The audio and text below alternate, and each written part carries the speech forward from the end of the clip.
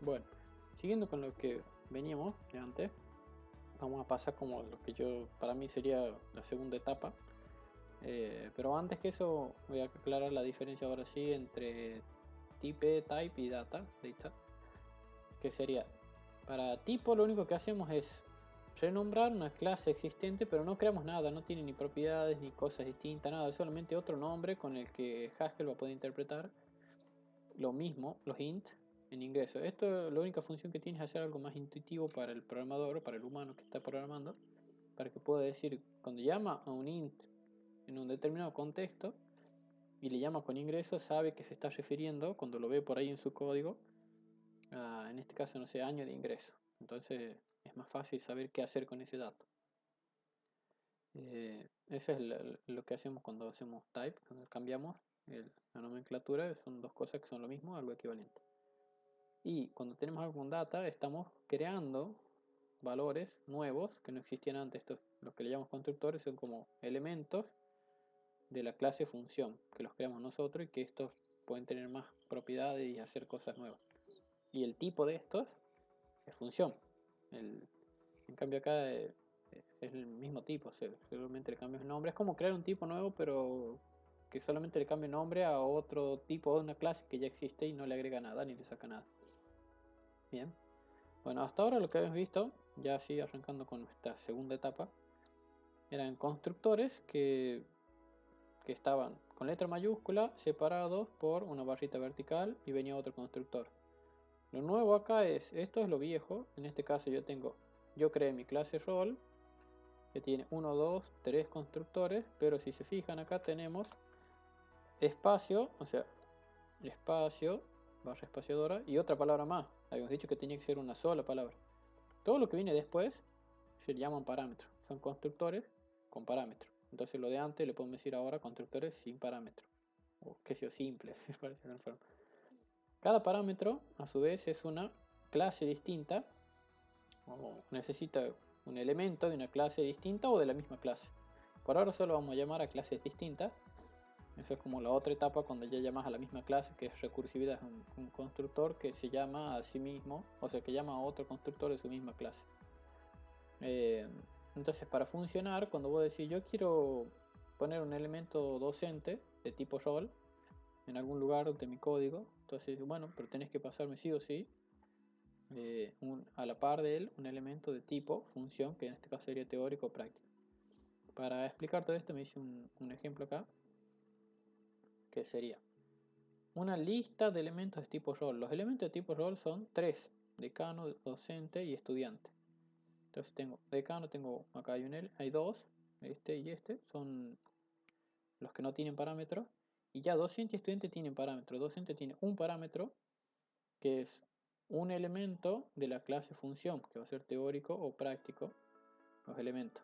Entonces acá es como que se empieza a poner un poco engorroso en la mente, pero aprendí viendo que son elementos que van acompañados de otros elementos para poder funcionar, pero el primer elemento es el que vale. Digamos, lo que yo estoy teniendo en mano es el primero y él a su vez tiene como en su bolsillo otros elementos. Okay, como que desde afuera no le prestamos mucha atención a cuál es el tipo de esto. El tipo de esto es al tipo que pertenezca a docente, que es tipo rol, punto. No es que es tipo esto y tipo esto, es solamente del primero.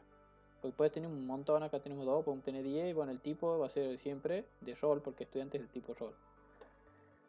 Estos son de él, bien, así que bueno, acá tenemos tres elementos, me hice ejemplos para que quede más claro. Una lista de elementos. Entonces acá vemos que se puede repetir, no pasa nada. Pues el tipo que necesita docente para funcionar, mientras sea de tipo función, cualquiera de estos dos elementos está bien. Y bueno, entonces acá ya usando esto, ¿cómo lo usamos? Es lo mismo de siempre, va a ser lo mismo que vimos en la primera parte. Aprovechamos la propiedad de poder hacer pattern matching, o sea, después del nombre de la función de nuestro programa, puedo poner directamente ya que se fije si el primer elemento de la lista, acá estamos indicando un elemento que es rol, o sea, lista de rol, con los dos puntos, y el segundo elemento lo meto en la variable t.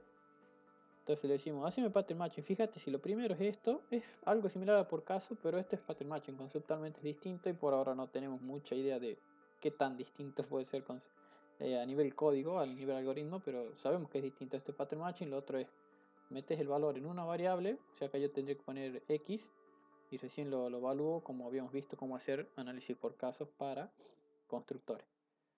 Pero acá hacemos pattern match y directamente, ni siquiera lo almaceno, directamente digo, está, si es esto, hace tal cosa, si es esto, hace tal cosa.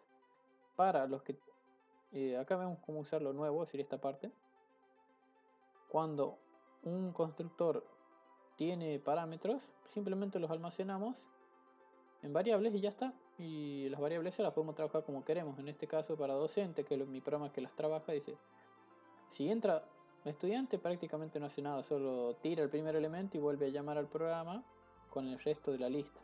Si es docente, fíjate qué es n. ¿Quién es n? N dijimos que era un elemento de la clase función, que puede ser teórico o práctico. Entonces, si n es t, o sea, esto también lo entra el usuario, que también es de tipo función, entonces por eso va a poder hacer bien la comparación, eh, hace tal cosa. Entonces, fíjense que acá para comparar, esto es de lo anterior, estamos comparando t con n. Entonces, ¿quién es t? Un elemento de tipo función. Entonces, los elementos de tipo función tienen que tener la propiedad eq. ¿Y quién es n? Un elemento de tipo función. Bien, entonces tiene que tener. Pero estos elementos le pertenecen a docente. Entonces, docente. No, ahí no estoy seguro. Eso queda pendiente. Docente no sé si tiene que tener en este caso función, pero como tengo todo el programa, si me pongo model código, se hace un quilombo ahora.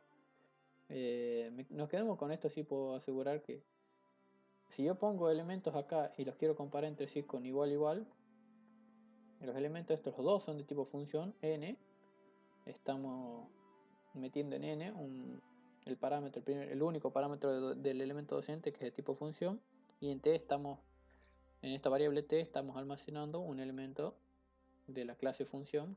Entonces solo acá, si acá estoy comparando dos elementos de la misma clase, bueno, esta clase tiene que tener la propiedad de comparación por igual igual, o sea, por el igual lógico, para que pueda funcionar.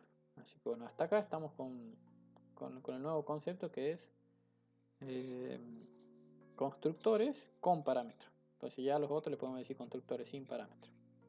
Bien, y después ya se pone más heavy la cosa cuando ya tenemos constructores con parámetros y ese parámetro es el video que sigue.